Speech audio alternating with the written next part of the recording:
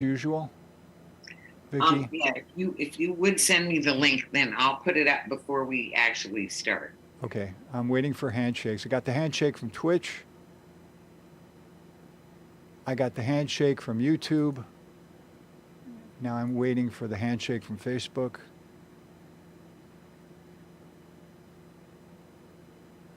We got the handshake from Facebook. Now they'll give me a link, which I can give to you. Great.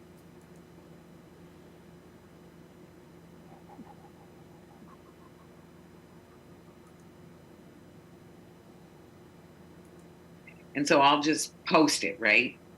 And it'll start streaming on the page, Yeah, right? do what you usually do. Well, that's Remember last I do time? that. It should work. Yeah, Yeah, do what you did last time because that seemed to work out. good.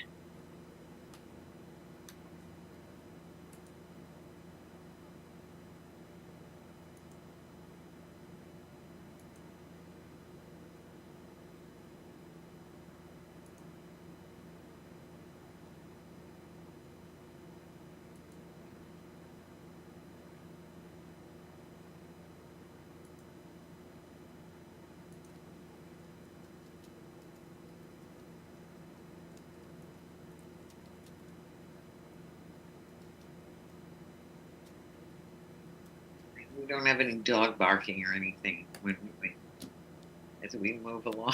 I just sent you. I just sent you the link. Okay, I'm up there. It's just coming. Can you both see the timer on your screen? Yeah, the 60-second timer that's on yours, 60-minute. Yeah. 60 minutes. Yeah. Beautiful. All right. Let me. Okay, so I think we're ready to. I'm posting it. I think we're ready to It's start. posted. Okay. Okay. Ready. Okay. Good. Okay, let me. Okay, so I have a little bit of intro stuff, and then we'll get into it. Okay. All right.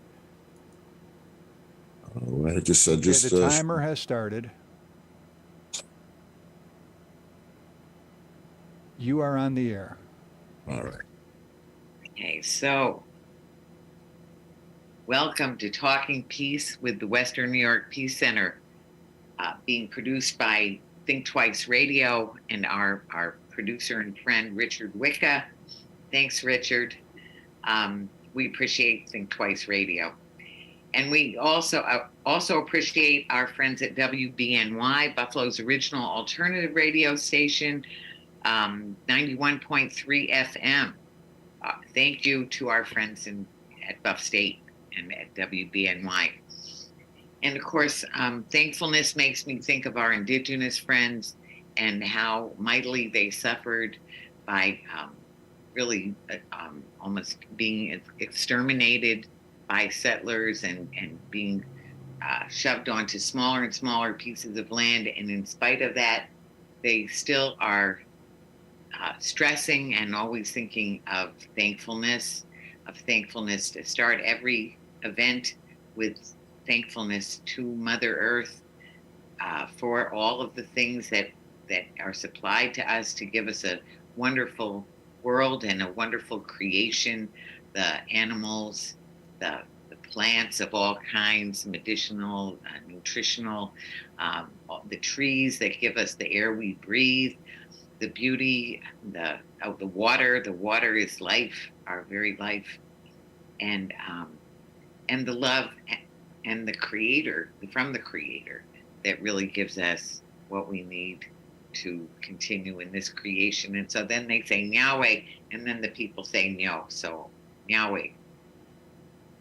And Doug, you could say no. Oh, meowing. That's how I said it? Okay. Yeah, and no. So thank you. And thank you, Doug Ruffin. We are so grateful to have Doug come on the show. I was privileged. Well, first of all, I want to say Doug Ruffin equals Buffalo History Channel equals Sankofa. Not always Juneteenth, but especially Sankofa. All right. So we can talk a little bit about Juneteenth. Well, there's plenty to get into. Actually, I don't want to forget to do this part too. It's just we like to sort of start off by thinking about the values that we want to uphold and Right. emphasize in this conversation. So when you think of Buffalo History Channel, Juneteenth, Sankofa, what's a value or two that you think, or a few values that you think of as really important to that?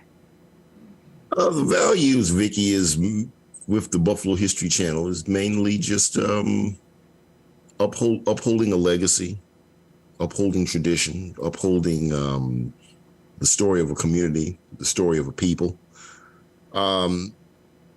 That's pretty much what the Buffalo History Channel is built upon. It's a continuation of the work that I've done with documenting Buffalo history, which started back in far back in the release of my first documentary in 1997 on the history of the Build organization.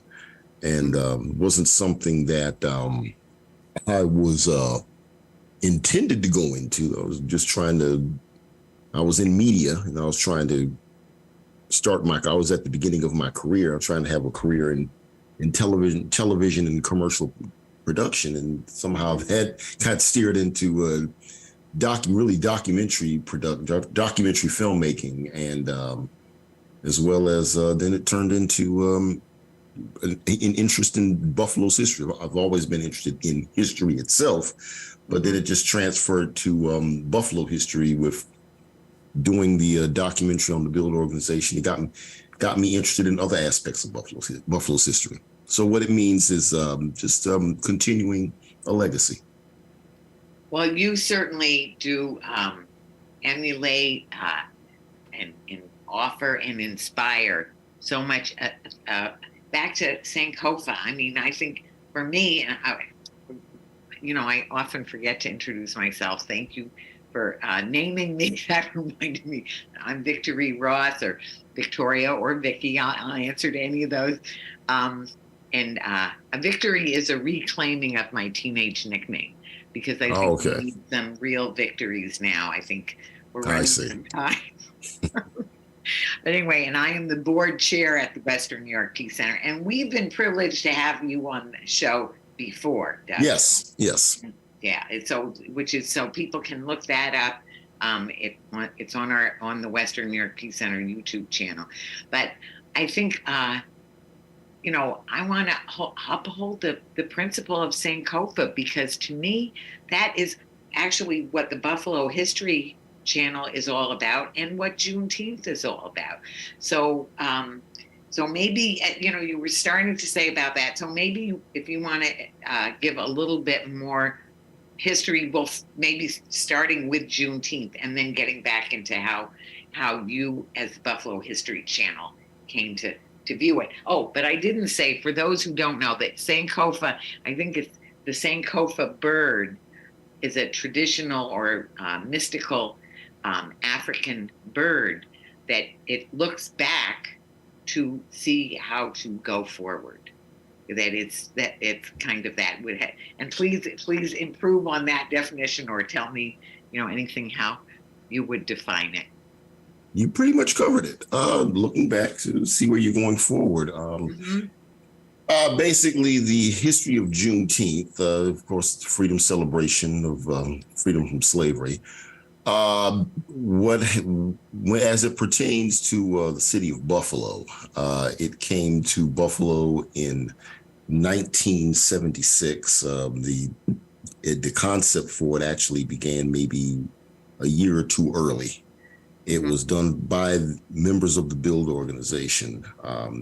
They knew that the bicentennial celebration of 1976 was coming up, and nobody really in the Black community felt anything to be excited or jubilant about, because much of the people that we celebrated during the bicentennial, during that era, 1776, most of those people supported slavery. So they looking for something that would celebrate that would celebrate the black people in the Black community.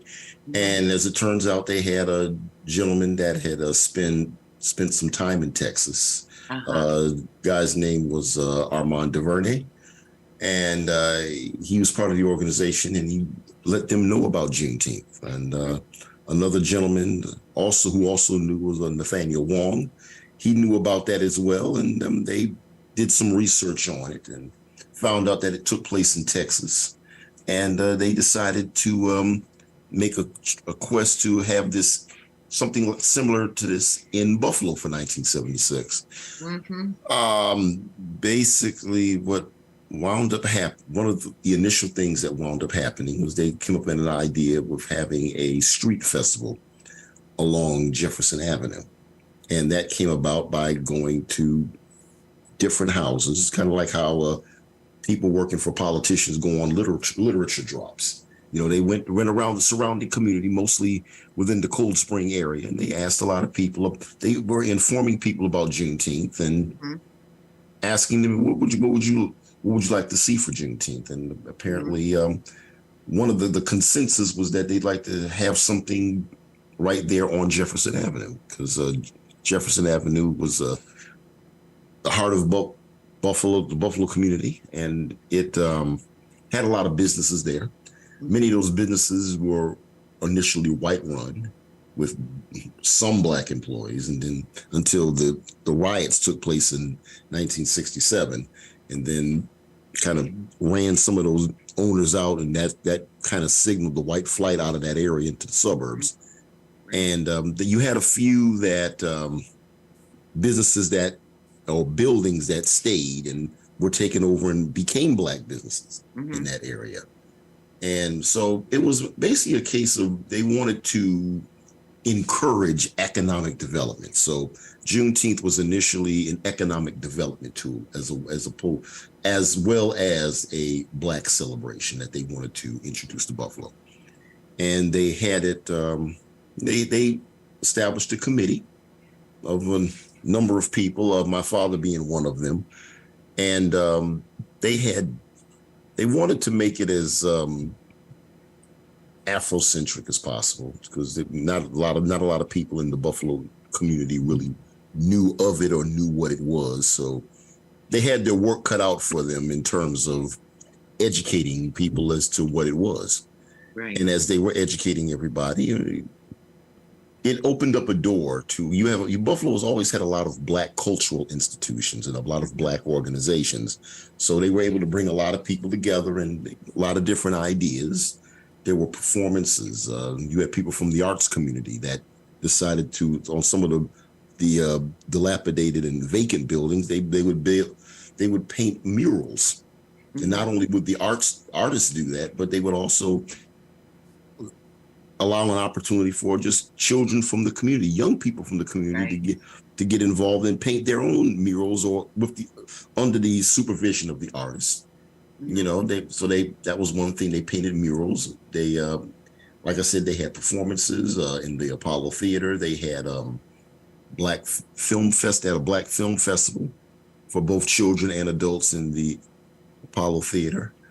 They had for some of the youth, in the Rock Pile, the War Memorial Stadium, they had not Randy Smith, J.D. Hill and some other members of the Buffalo Bills had a football clinic in the War Memorial Stadium. Trying to think back, they had a lot of games, a lot of activities for youth. They had a Malik and Malika contest that took place on the 18th of June of 1976 at between New Skateland and inside the Vermilion Room. The first Malik and Malika King and Queen was Arthur Poe and Ruby Highsmith. And, so what is that? What is that, Malika? King and Queen of Juneteenth. Oh. Yeah. Right. So that was pretty much the start of it. And, you know, with different activities and performances and arts and culture. And that's pretty much, as well as education, which was a slow build. But as time went on, things would grow from there on Jefferson Avenue for like the next 4 years up until 1979. And in 1980, they would move it to the Martin Luther King Park and have it and it was also held along Fillmore Avenue. It kind of outgrew Jefferson. There was some There were some other issues with some of the business owners not wanting it in front of their vendors, in front of their stores or whatever. Mhm. And there was, I guess they were unsuccessful in trying to find some common ground with that issue. So that's why it wound up moving. And it's been there, and mostly in the park Sure. ever since. And that pretty much is in a nutshell of how Juneteenth came about in Buffalo. Well, it is nice to be in the park. I mean, I can't help saying, having green space around you is always good. Always good. It's in the red, black, and green. I mean, the green. We need the green too. Yeah. So that's one good reason for putting it over there. And but I want to say I was privileged to be at your event at the Birchfield Penny recently when you showed so much of the footage from 1977. Mm-hmm. It's just thrilling to see. And then the people who came out, lots of us who were just glad and grateful to be there, that lots of the people who were there at that time or remember the people or, were also there. And it was just a wonderful, just a thrilling moment of Sankofa, Yes. Mm-hmm. It was a wonderful night. And I was very happy with it. My heart, as I said, my heart was full. Right. Well, of course. And I want to say even my heart was full just because there was so much in that room, so much that was brought in with the film, but so much that was brought in with the people. And it was just very, very special. But I also think about the first time, actually, I didn't say we were going to talk about this, but the first time I met you was a film that you did about the so-called riots that you just mentioned, the riots that weren't really riots, there's, so back to looking back to look forward. I mean, what that meant, and maybe I want to think about sort of how you think it is that Buffalo is the strong Black community that it is. Because our Juneteenth, so for Juneteenth to be this celebration of enslaved people finally hearing that they've been emancipated for after, was it 2.5 years, wasn't it? Mm-hmm.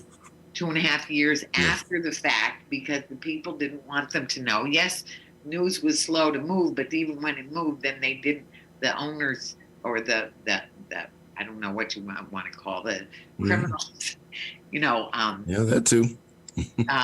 Wanted to one more crop in the field. No. Right.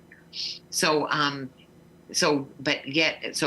know that we always say that Galveston either does have the biggest one, or we want, we give them the first place because it happened in Galveston, but that Buffalo, we rate right up there for Juneteenth, for Kwanzaa as one of the biggest, if among the biggest, and we're not among the biggest of cities, but we're among the biggest of celebrating Black history. Yeah. In Buffalo. So, and some of the institutions. So if you want to talk a little bit about that, how you think that has come about. Well, one thing that Buffalo has always been solid on has been its arts and culture. And I'm finding that out now that I know living in a different city. Mm-hmm. Buffalo is really, Buffalo's the third largest for a reason. And sometimes you don't realize that until you leave. And, you go to other celebrations in other areas and not quite as large or as, think of a term for it, as abundant, not as expansive. I'll say it like that, as it is in Buffalo. Maybe it's because I'm used to being in Buffalo and I'm used to seeing it in Buffalo. So out here where I'm at, it's something that's just beginning. You know, I'm near Annapolis. I'm right near Annapolis, Maryland. Uh-huh. And they've only been doing theirs for like a couple. Excuse me, they've only been doing this for a couple of years, but they're growing in their own right. I mean, it's not a monolithic type celebration wise. It's not a monolithic thing. You know, people have different activities in different ways. Different cities celebrate it different in their own way. You know, some cities have black tie affairs. Some places have concerts. Like in DC, they have a lot of Juneteenth concerts. You know, some people have block parties. Some people have cookouts in their neighborhoods. You know, it takes on a lot of different things and happens on different, like because of the national holiday. I mean, some people will hold it on that holiday, whether it falls on a Monday, or I know in the next few years it'll be on different days. Sometimes people will have a celebration on that day, or sometimes people will have it over the weekend. So, I mean, we have yet to see how that happens, even though it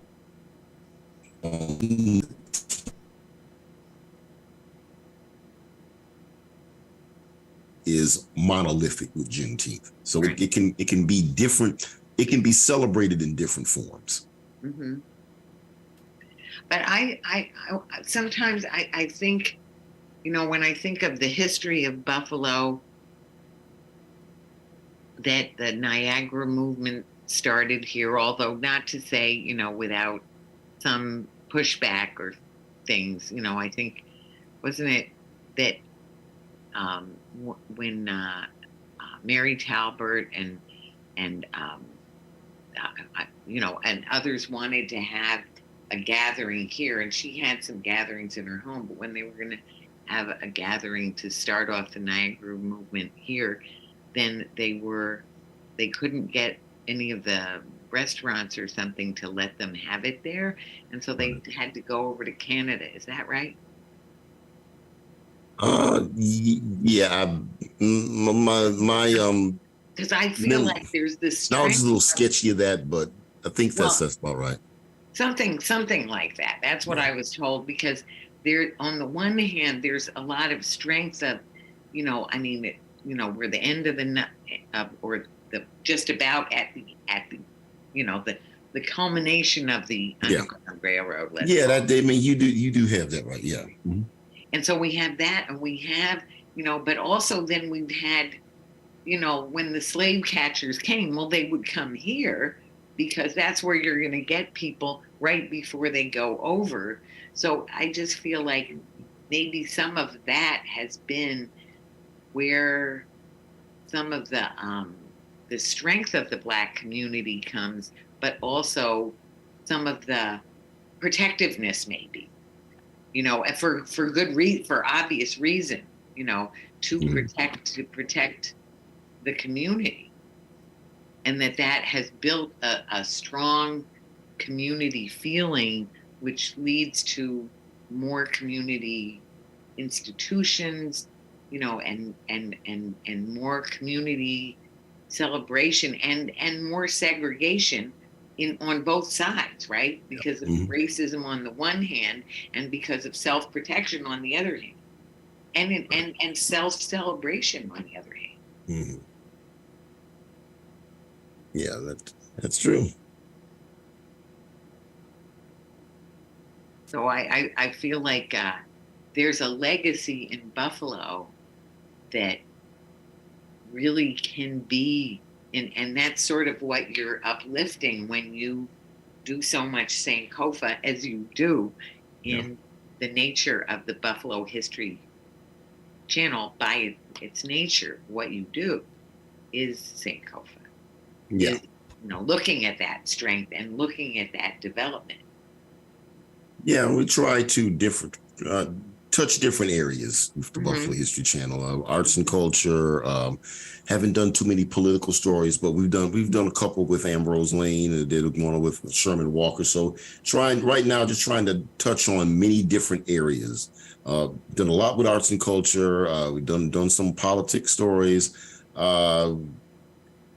would like to get into some sports stories. Some try to also open up a door to talk to some of the younger people. Talk to some of the younger generations, so we can kind of highlight some of the young history makers of Buffalo. Those are things that we're looking to do in the future. I mean, right now it's just building a plane while it's being flown. Right. Well, actually, I'd like to see some political stories more so. And actually, if you can suggest, some of what you have done on political stories, and also some of what you might do on political stories, because I think there's some definite political stories to be told, for good and for ill. Let me say. Yeah. Yeah, Buffalo's built on politics, so yeah. Do it little by little. Right. Well, so actually, you were talking. Why don't you talk about some of the other films that you debuted at that event? It was a 3-part piece. One of the other piece that we had was we talked about politics. We had a film on Arthur Eve's 1977 mayoral campaign. So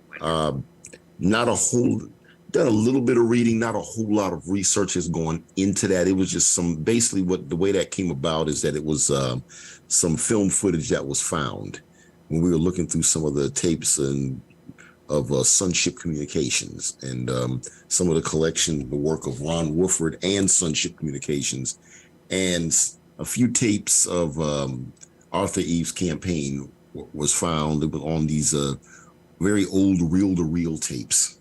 And took them back to Maryland and got those transferred. Didn't know what was really going to be on it, but we figured I would just get it transferred and see what everything looks like, and it looked pretty fascinating. Certainly did. Yeah, didn't know a whole lot about it. I mean, I've heard a few things. One of the main things I heard mostly is that it was a time when the community was very unified and very unified. And there was a lot of excitement because there was a lot of people thought that he was going to really win the entire mayoral campaign. And there was some disappointment when it didn't happen, but again, not a lot of research has really been done on it at this point, and there hasn't even been any interviews done. This just right now is just found some footage and compiled some good parts of the video, and we figured I would add it to the Juneteenth presentation because the Juneteenth part was only about 15 minutes. So figured we have a little bit more, give something a little bit more screen time. The other film that we had was from the Afro Central television show. Right. That aired on Channel 4. It was produced by the Build organization. It showed footage of the Center for Positive Thoughts Museum of Afro and Afro-American Arts and Antiquities. That's the actual name of that museum. And that was put together by Dr. Malifi Asante and Kariama Welsh. And it has a lot of different African statues. And I, along with a lot of people my age back in the day, we would go there for different field trips. So I'd probably been there maybe about maybe 5 or 6 times throughout my childhood. So it was something that I was familiar with, and most people in my Generation X, would be familiar with because many of us have had trips to that particular museum. So thought it would be a good memory. It's a good thing to look back on. So, well, it was a great thing. And I want to say I felt very, very grateful and privileged to see all those great statues and the beauty, and to hear them discussed, and just it must have been very affirming for you as young people to go and be in that museum. Yeah. Just such a wonderful. Yeah, it was nice to see the Baganimba statue again. That was the big towering statue, and when well, it wouldn't be so big to me now, but back then it was pretty high stature, pretty large stature, looking at it as from the eyes of a child. Well, it's something to counter all the negative social messages that we're going, along with racism and bigotry that, puts people down or leaves people out, or, all the criminalizing and all of that, to see, and I think now of like the Wakanda Alliance and, the Black Panther and all of the things that kids can see and learn and experience, to feel raised up, to feel the beauty of the heritage, to do that Sankofa, and to feel that strength and power, everything from those statues, which of course are historic by themselves, Right. going back to Africa and going back to a long time ago, to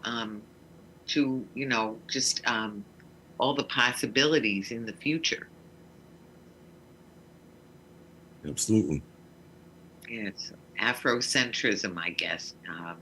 Yep, Of course, and it always Afrofuturism is their new. Afrofuturism, right? Yeah.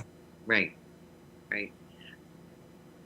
Well, which is also, makes me think of how the world maps are changed so that they make Africa look smaller, so that they can fit it all on the page or something, or if they don't want to, some kind of, whatever it is, it's mistaken because it's not giving us an accurate picture of what we want to look at.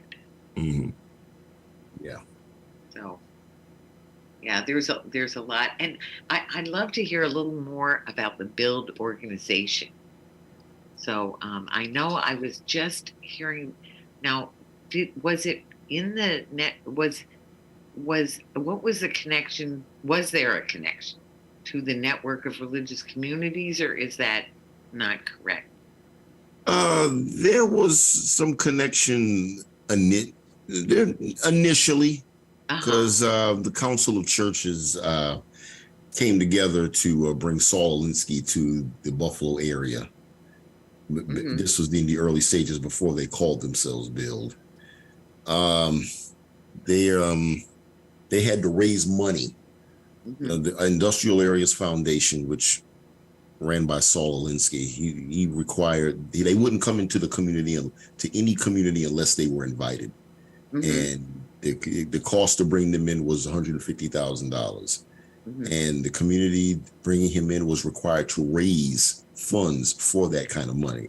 The reason why they had to raise those funds is for that money would be theirs for them to have, because when the power structure finds out that you're doing things that's going to rock the boat, they will cut off your money. So they want that $150,000 that you raise is for the money for your organization to have on hand, just in case any resources is taken from you by the powers that be, and you have your own money. So it was essentially making you self-sufficient in raising your own money.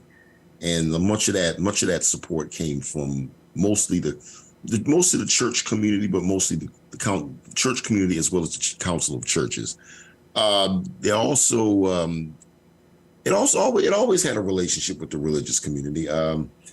Some of its presidents were ministers.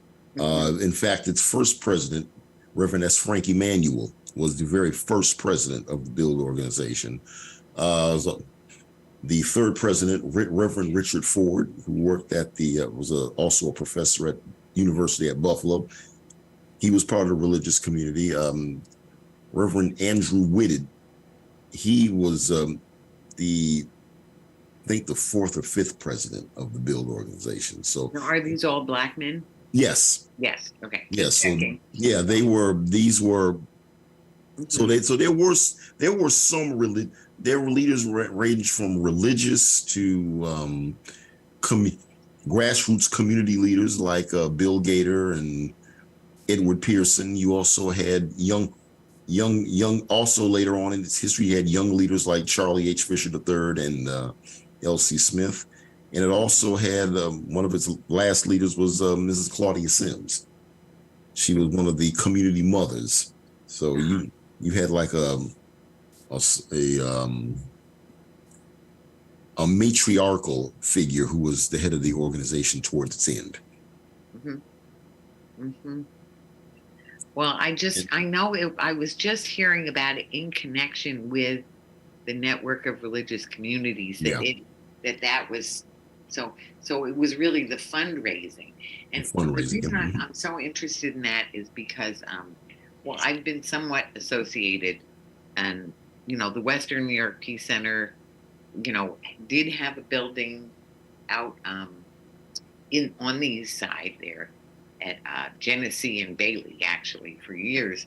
But when we sold that building, just really for, it actually had kept the Peace Center going for years, living off of the um, the funds from selling that building. Mm-hmm. It was a gift to the Peace Center by, God bless Tom Potts, dentist, who that was his office, and then he gave it to the Peace Center. But anyway, since selling that building, the Peace Center has been in the network of religious communities building, and now is in the first floor of the carriage house.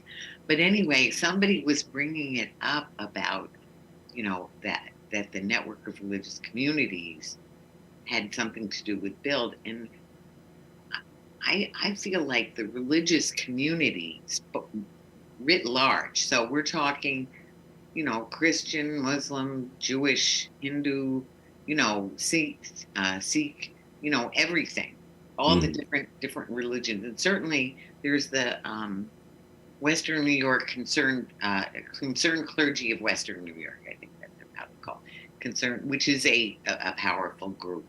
So often people who are really committed to a faith of any kind, it can bring out the worst in people. I don't mean to negate that.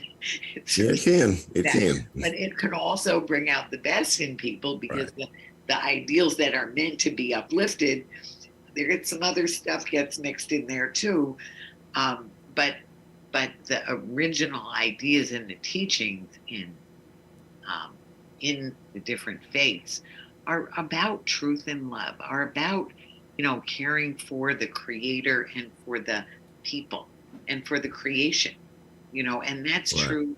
That's true right along. That's true from the indigenous life ways, let's say. They don't call that a religion, but they're life ways. And that's true in our different faith traditions. And so it seems like at this critical juncture where, well, we have a lot of we have the wonderful and the terrible going on side by side every day. But there's some real existential threats going on in our world. And so and deep-seated problems that need to be remedied right alongside. So I feel like the religious communities could be part of that change and transformation that we need. So that's why I'm interested that they had a role in what was such a positive thing for the community. Usually, the way it's always was told to me that Bill's religious leaders were put there strategically because they didn't want anybody in charge that they felt could be bought off, and they felt was being bought off. Right. And, they figure that the putting the minister in charge is they're going for the greater good. Mm-hmm. And they have their church. So they're not really looking for jobs or appointments. This is back in the day. I mean, right. So that was the thinking at the time within the Build organization as they chose their leadership. I mean, they weren't always in charge. I mean, they would switch it up from a religious leader to a grassroots community leader. So it would it was changes with each administration. Sure. Well, I think that the community building methods, though,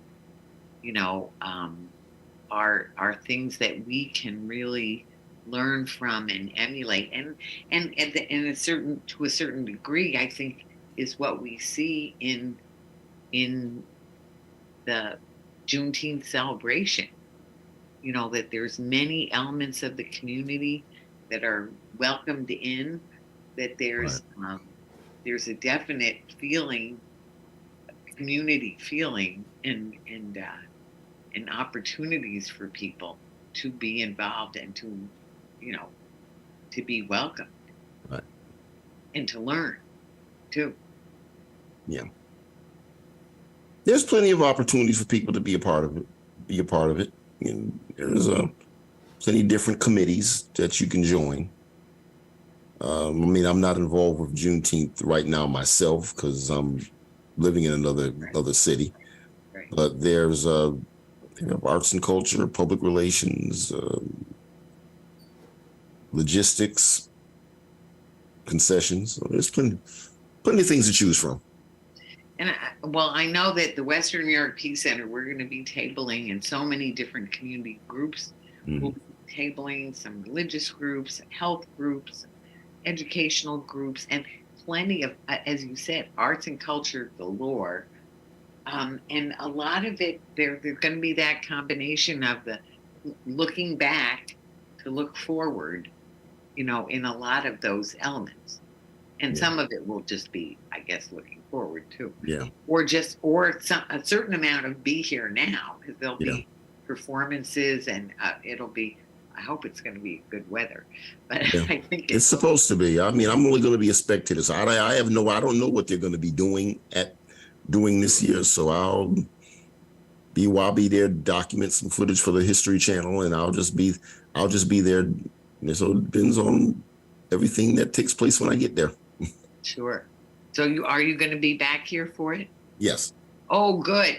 Oh, good. Because I know you were just here. I didn't know if you were coming back in time. Well, that is great. I'm so glad.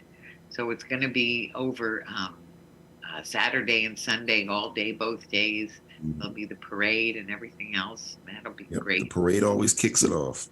Right. And now many people who are hearing this on Monday, when we're broadcasting on WBNY, it will have already taken place. Although I will say there's going to be a Juneteenth celebration on the actual day, meaning the Monday on the 19th up in Niagara Falls. Yeah, I've heard about that. Yeah, just in case people are interested and want to check that out there, because that's another great community and an opportunity to, back to everything we said, to look back, to look forward, to be together, to enjoy what the community has to offer, everything from the tabling and the learning and the performances, but meanwhile, will you be getting some footage for the Buffalo History Channel? Yeah. Mm-hmm. Oh, good. Yeah, it's going to be my first time at one since last time I was at one was probably, I think it was when was it? I think it was 2019. I think. Yeah. Right. So, but not too long ago. I mean, not too long ago. Right. So, what's next for the Buffalo History Channel? What are some of the things you want to do? Well, next while. Our summer 2023 season starts in July. Mm-hmm. We'll be from between July and August. We'll have some footage of do some pieces on the architect Robert Coles. Wonderful. Oh, good. Monroe Fordham and the Afro-American Historical Association of Niagara Frontier, the old North Jefferson Library. Talking with one of the heads of Sunship Communications, Clarence Smith, who lives out here near me. He's compiled some materials, so from Sunship Communications, as well as I believe from the early period of public access TV in Buffalo. So I'm looking forward to unveiling that and presenting that. So we're working on just putting together the spring and the spring and fall seasons for the Buffalo History Channel. We're on a little bit of a break right now. We did upload on my other platform on Vimeo footage of the 1980 Juneteenth Festival. that took place, and that was the first one that would take place in Martin Luther King Park. So that's Wow. been getting a lot of views on Vimeo, on my video. You can Yeah. also see it on my Facebook page. So Oh, good. So so why don't you tell people again where they're going to find all of this? the Buffalo History Channel is on YouTube at Right. youtube.com/Buffalo History Channel, or just go on YouTube, type Buffalo History Channel in the search engine. It'll come right up. Right. And subscribe, like, share, and subscribe to videos. Right. And now what about the Facebook thing, since we're live streaming on Facebook? You can find me on Facebook. My page is Doug Ruffin. Mm-hmm. Also Urban Legacy Filmworks. Those are my two pages on Facebook. If you want to see the video of Juneteenth of 1980, that's pretty much posted on my Facebook page. So you can check it out there.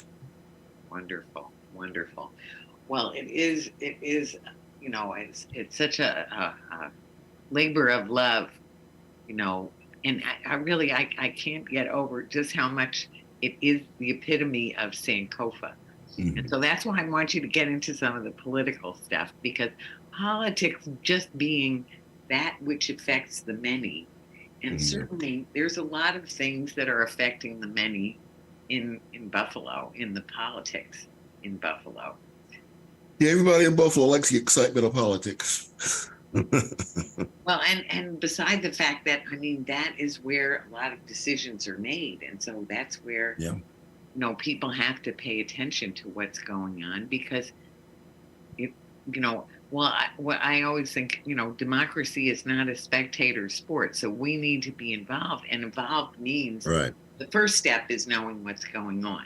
Then the second step is like what you do about it is, what do we do? Right. What can we do? And certainly, you know, in terms of the culture, the social aspects, the economic aspects of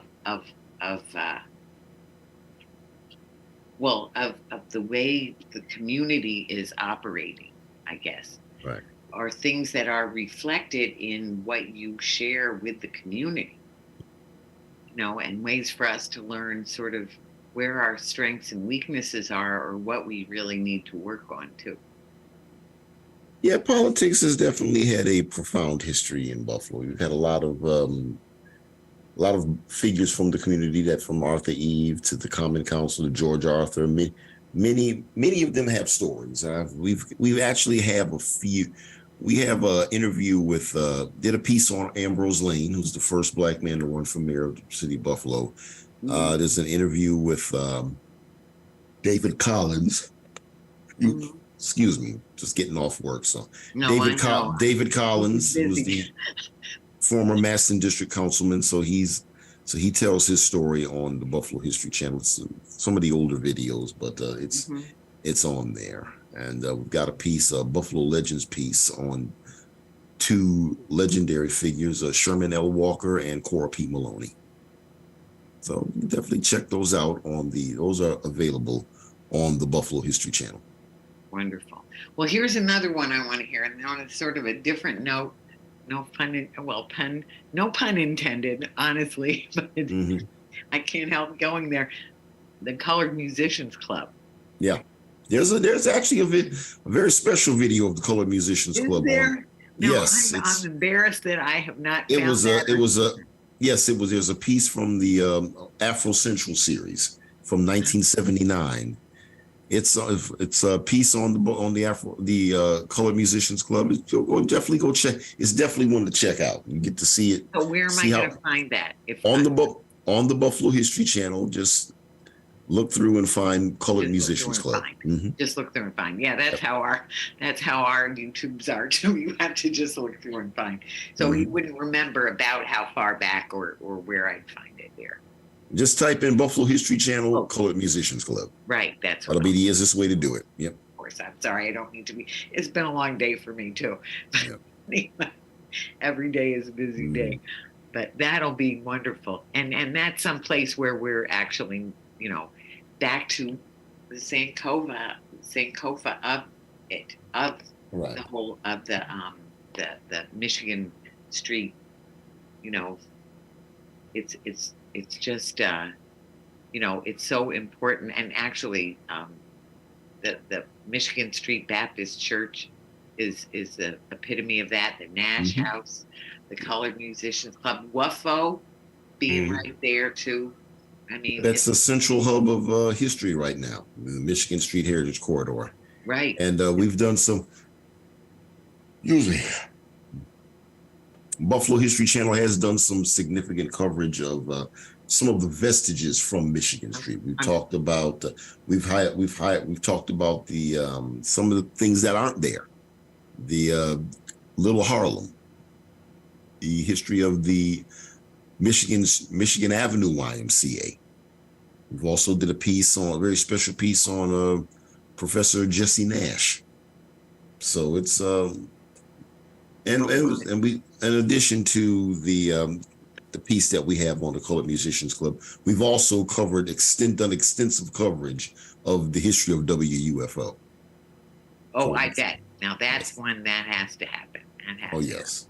So Yeah. there's plenty of pieces that we've definitely tried to stay on par with some of the history that's going on in Buffalo, because history is definitely a hot commodity in the city of Buffalo right now. And it is back to the epitome of, the Sankofa of it, of Juneteenth, of Buffalo History Channel, of what we need to be ready for our challenges, because Right. I feel like we're very challenged at this time in our city, in this time in our society, in this time in our world. So, and I feel, we need to do that to be ready, because there's a lot needed. So meanwhile, and pacing ourselves is part of that, and having the the strength that comes from, well, the principles and the spirit, really, yeah, of Sankofa, and of the best of us, the Yeah. best of our community, and the best of the past, bringing that forward into the present. Yes. So I'm excited to see some of these ones that I haven't seen. That's what I'm Definitely. excited to They have do. to up there for everybody to check out. Yeah, and everybody who's listening, I want to encourage you to do the same, because there is a wealth of inspiration, information, inspiration, and ideas for action too. I'll bet you, Right. Right. Absolutely. because there's action needed as well. Hmm. Yeah, Absolutely. Absolutely. so it's so well, what should we be looking for as the very next thing? Uh Bob Cole's The Bob Cole. North Jefferson Library. Look for Charlie the Tuna. So look forward to those and many more. I'm looking Since forward to that. everything is still being developed. And Bob Coles, I want to say I had the privilege of meeting him a number of times, and what a friendly, loving, wonderful man. Yes, Just he was. as kind and as open-hearted, and just a wonderful person. Hmm.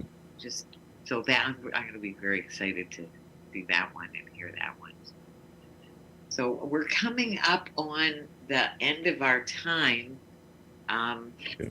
So I think we have another minute or two. So is there anything more that you want to share? Not really. It's just I'd like to thank those that came out to the Juneteenth film screening last Friday. I'll see you at Juneteenth. That's pretty Well, I much it. appreciate that you're thanking people, because Happy Juneteenth. Yeah. as one of the people who was there, it was the gift for the people who were there. It was a great, and so people, they can find it on Facebook, or just don't miss the next time. Or meanwhile, bone up on what's on the Buffalo History Channel, because Absolutely. there's a wealth of knowledge and inspiration there for all of us. All right. So, well, Doug, I'm so appreciative of your coming on. When after a long, busy day, and just all the work that you do all the time anyway, it's just a great gift to the community. So Okay. I really couldn't be. Thank you for having me. Well, we appreciate you so much. So all I can say is that this is talking. Well, first of all, that we can't thank you enough, and we'll keep thanking you and keep watching your videos and looking for what comes next. And meanwhile, this is Talking Peace, and together we've been talking peace in truth and love.